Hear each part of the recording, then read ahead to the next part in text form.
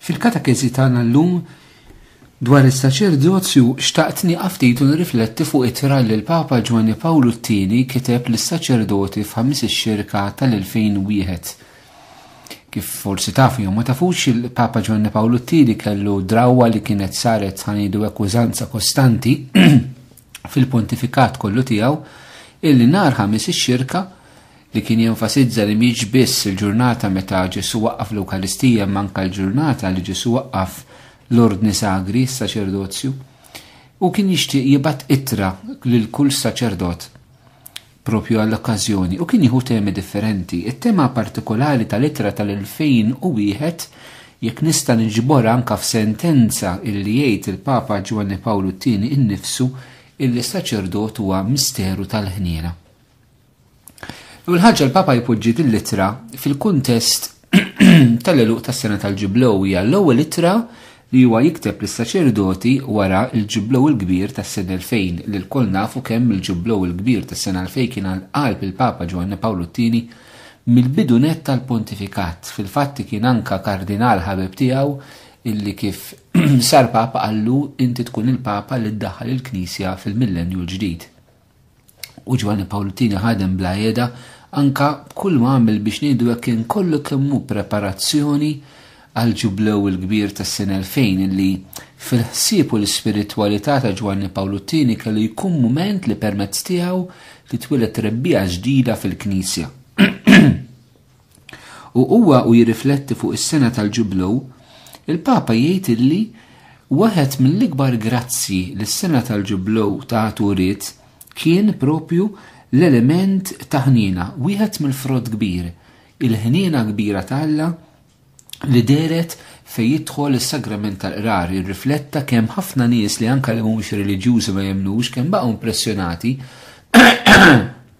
kemm fis-sena 2000 tant nies imlew il-bażiliċi ta' Ruma għamlu kwiet kbar biex jersqu lejn is-saċerdot ħalli jqerru. Il-konfessjonali, pereżempju l-Bażilika ta' San Pietru ma mhux biss, kienu mimlija kontinwament b'saċerdoti qarru u pellegrini jagħmlu kwiet kbar sabiex iqerru. U l-Papa jgħid li dan kienet ċirkustanza illi kienet ta' kuraġġ, mhux ta' soluzzjoni però, għall-kriżi illi ħanejdu hekk għaddejja fejn jidħol is-sagrament tal-qrar, fejn tant nies jersqu qalbin mingħajr ma jqerru u tant nies illi tilfu wkoll il-valur tas-sagrament ta' rikonċiljazzjoni.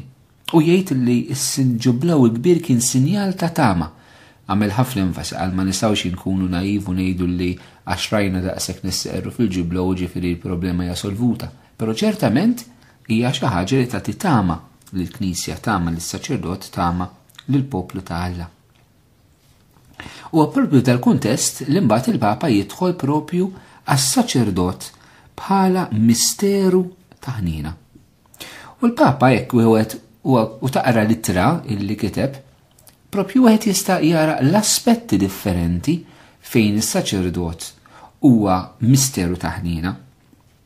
Wieħed mill-aspetti li nsibu f'din l-ittra hija propju l-għażla libera ta' Alla. Giovanni Paolo II jikkwota dak il-vers ta' Ġesu fil-Vanġelu skont San Ġwan illi jgħid mhux intom kont li għażiltuni imma jien kont li għażiltkom. Din hija vers li ta' spiss Giovanni Paolo II kien jużah ma' saċerdoti mu speċjali fl-ittri tiegħu ta' 5 ix-xirka.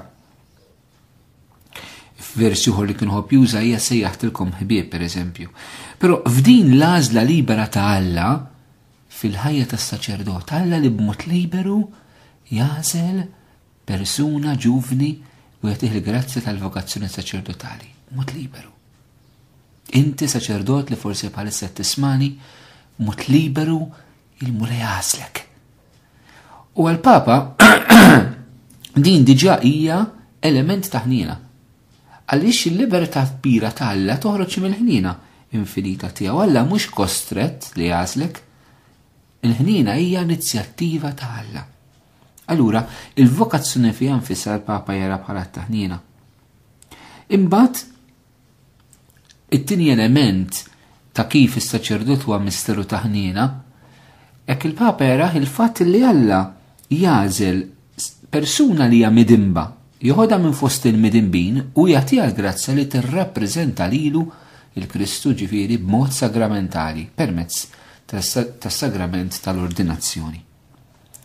Hekk li Alla jagħżel persuna li midinba. U kemm iridu nsommu quddiem għajnejna eżisti din il-ħaġa. Meta Ġesu għażel ġuvni biex ikun saċerdot, ma żilx ġuvni li hu diġà qaddis, imma żel ġuvni li huwa midneb li jrid jidħol fil-proċess ta' qdusija u qdusija saċerdotali, però ġuvni li huwa midneb. Alla jsejjaħ ġuvni minn fost il-midinbin biex ikun għas-servizz tal-midinbin f'isem Kristu l-Knisja. Jgħid il-Papa ma din mhux ħniena kbira ta' Alla illi bniedem midneb Alla jtih l-grazza li jirrappreżentah fuq din l-art. Elementi ieħor tal-ħniena kbira ta' Alla fil-ħajja tas-saċerdot il-Papa joħodhom mill-ġiex apostli kbar, kolonni kbar tal-Knisja San Pietru u San Pawla. Ħan nifqu ftit fuq Pietru, il-Papa jibda propju bih anke fl-ittra tiegħu.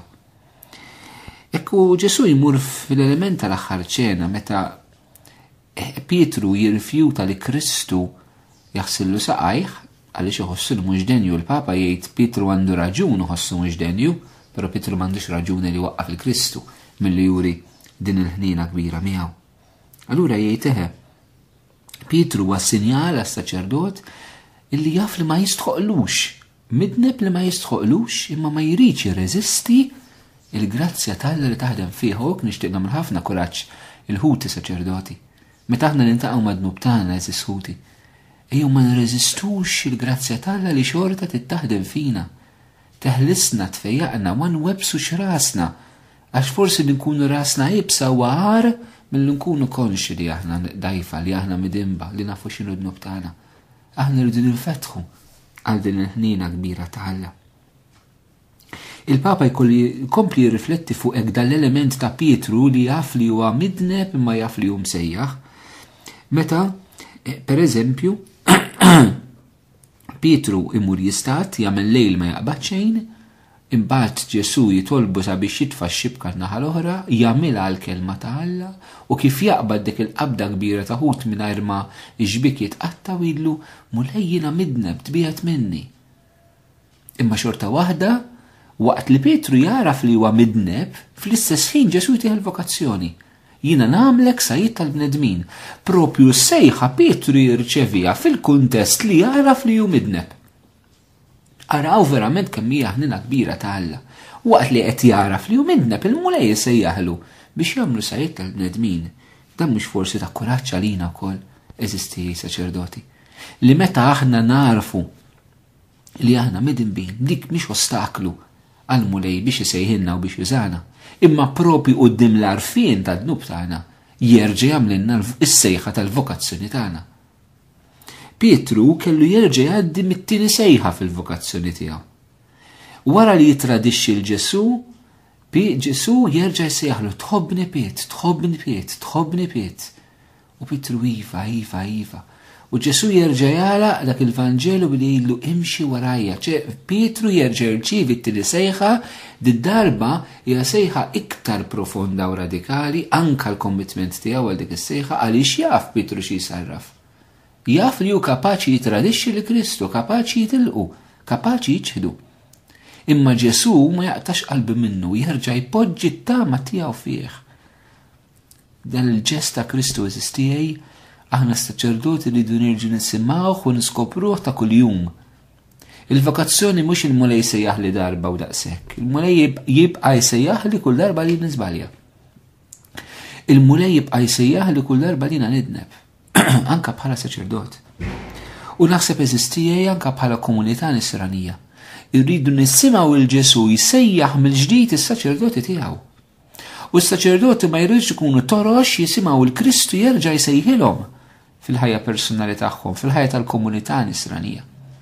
U naħseb li anke lajċi tridu tkunu wkoll intom dan il-vuċi ħelwa ta' Ġesu fil-Knisja illi ssejjaħ mill-ġdid is-saċerdoti biex jaqbdu triq tal-vokazzjoni tagħhom jekk iħossuhom li birdu, jekk iħossuhom li żvijaw, jekk iħossu li fihom naqas l-entużjażmu, jekk iħossuhom li tradixxu Kristu.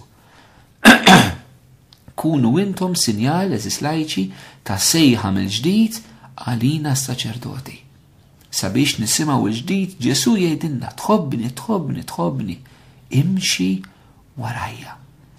U forsi l-Papa jgħid dit-tieni sejħa li jien qed insejħilha tieni sejħa li Petru jgħaddi minna mhijiex għat-taħnina wkoll minna ħatalla li s-saċerdot taraw. Is-saċerdot kif jom fil-ħnina talla, isir sinjal ta' ħnina talla u qabel ma jmur jagħtiha. Imbagħad il-Papa Ġwanni Pawlu II jirrifletti ftit anke fuq il-figura ta' San Pawl, kif ukoll San Pawl fih nistgħu nilmħu li l-vokazzjoni tiegħu hija sejħa ta' ħnina.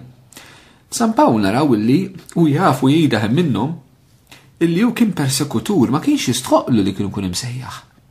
Imma l-mulej xorta sejjaħlu, alla vorja ma kienx jistħoqlu illi minn persekutur tal-Knisja isir evangelizzatur li minn midneb